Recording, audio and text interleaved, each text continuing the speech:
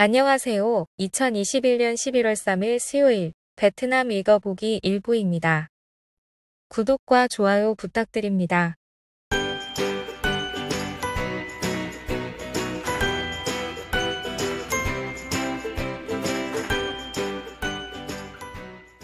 동라이 858건, 김지영 780건, 호치민시 682건, 피인장 421건, 강리에우 316건, 안장 314건, 피인장 202건, 폭장 165건, 빙돈 164건, 건터 146건, 서인인 131건, 용안 116건, 강릉 115건으로 100대입니다.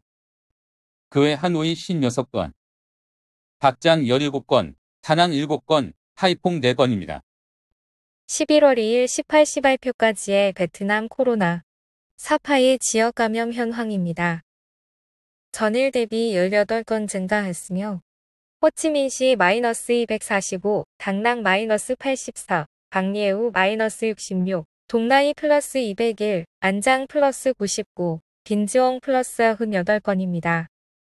동해에서 미 잠수함과 충돌한 신비한 물체 발견돼 미 해군 수사관들은 핵잠수함 USS 코네티컷이 수중산에 충돌하여 손상된 것으로 결론 냈습니다. 이 잠수함은 지난달 동해에서 이 사고를 겪었습니다. 10월 2일 시울프급 공격형 원자력 잠수함 USS 코네티컷이 미확인 물체와 충돌하였다는 소식이 나오고 비공식적으로 익명의 관료들이 남중국해에서 발발한 일이라고 알려줘서 루머가 무성했다고 합니다. 다행히 부상자만 11명이 있고 원자로와 추진 시스템은 무사하다고 합니다. 현재 전방과 밸러스트 탱크 파손으로 괌에서 수리 중입니다. 중국과 다른 동남아 국가들 간의 신경전을 벌이는 각축장이니만큼 각종 음모론이 나왔었습니다.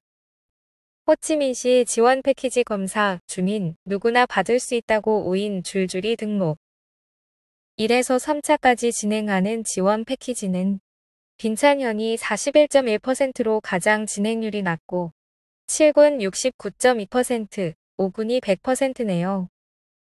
흥미로운 점은 푸니언군 인민위원회 부위원장이 고급 아파트가 많이 있고 사업가와 승무원들도 많이 있지만 그들도 많이 힘들다고 한다라며 명단을 아직 검토 중인 점입니다. 코로나19 피해의 지원 대상은 누구여야 하는가? 라는 새로운 생각할 거리네요.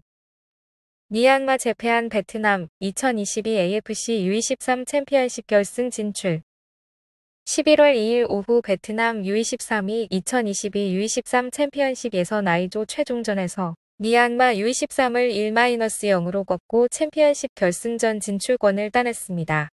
이 승리로 베트남 U23은 조 1위로 2022 아시아 U23 결승에 진출합니다. I조 1위로 승점 6점입니다. 박항서 감독, 베트남 U23 승리 평가 우려 2022년 아시아 U23 토너먼트 I조 1위로 승리했지만 박항서 감독은 11월 2일 미얀마전에 대해 많은 언급하길 꺼렸습니다. 승리 소감을 묻자 별로 할 말이 없다. 다음 질문을 해달라고 답변하고 이후에 조금 아쉽다고 밝히며 전반전에 많이 미숙하고 공을 많이 빼앗겼다고 지적했습니다. 사실 후반에 선수 교체로 한 골 넣어서 이긴 거라 아쉬운 경기라는 평이 많습니다. 저번 대만전도 그렇게 상대가 약해서 그렇지라는 말이 많은지라. 베데디르는 어떤 결과든 베트남 축구와 함께 해주셔서 감사합니다. 최근 많은 장애에도 불구하고 부인할 수 없는 감독님의 마음 절절한 지금까지의 지도력은 부정할 수 없습니다. 라고 합니다. 베트남 축구 분위기에 대해서 한국 유튜버들의 자극적인 카더라가 많은데 현지 기사들을 보면 기자들이 유도 신문하는 사례는 종종 있지만 아직도 댓글 여론은 박 감독 말이 옳다가 매우 우세합니다. 이번 기사도 뉘앙스는 그래도 이겼는데 평이 박하네 같은 느낌으로 쓰여졌지만 다른 배댓들도 솔직히 U23이 이전 세대보다 못하는 게 맞음나며 동조하네요. 개인적으로는 저 베댓 쓴 친구가 못하내는 바람에 설마 고도의 돌려가기인가 하고 의심, 현지인들에게 작성자의 의도를 확인받아야 했습니다.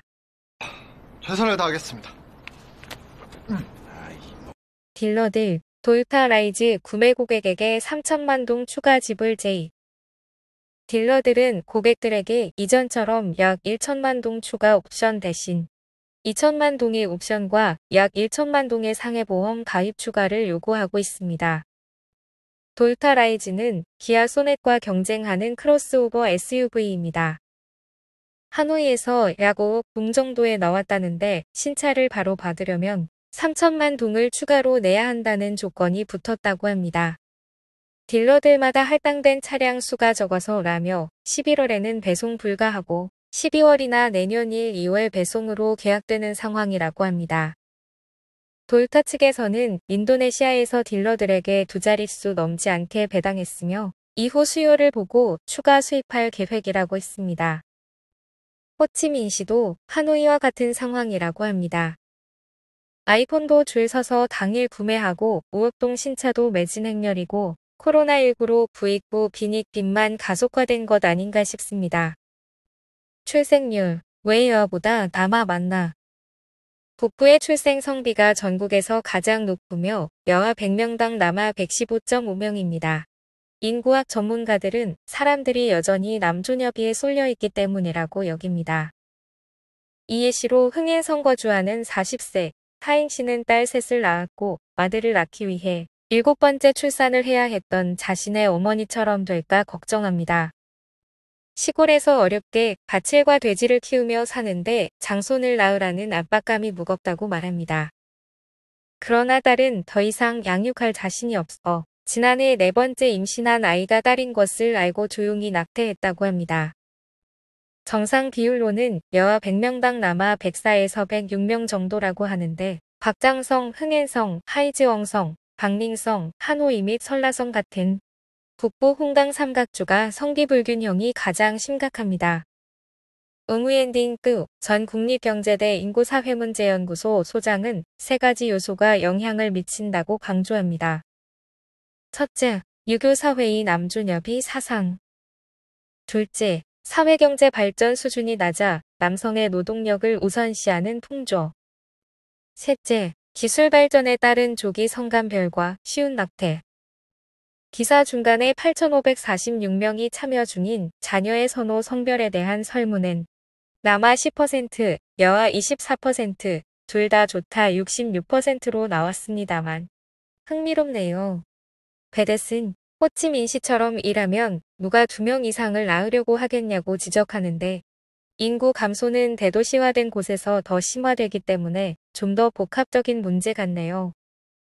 많은 성시, 코로나19 방역 등급색 변경. 하노이는 매주 금요일 전염병 등급을 발표할 것이며 사례가 증가할 경우 시는 48시간 내 사람들에게 알리고 다음 주 월요일에 시행할 것이라고 밝혔습니다.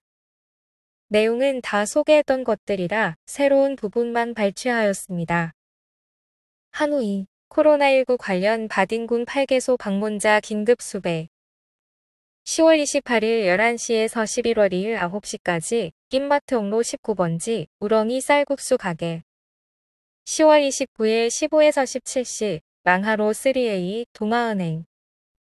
10월 30일 오전 7시 30분부터 9시까지 응우엔딩키로 8번지 닭쌀국수 가게. 10월 30일 10에서 11시 16에서 17시 낀막 559번지 2층 오션골프.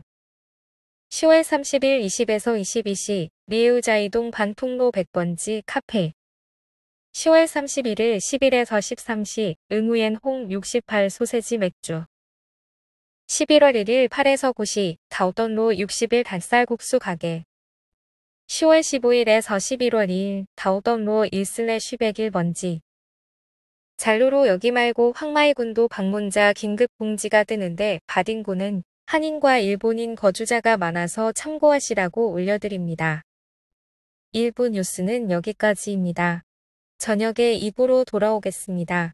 좋은 하루 되세요.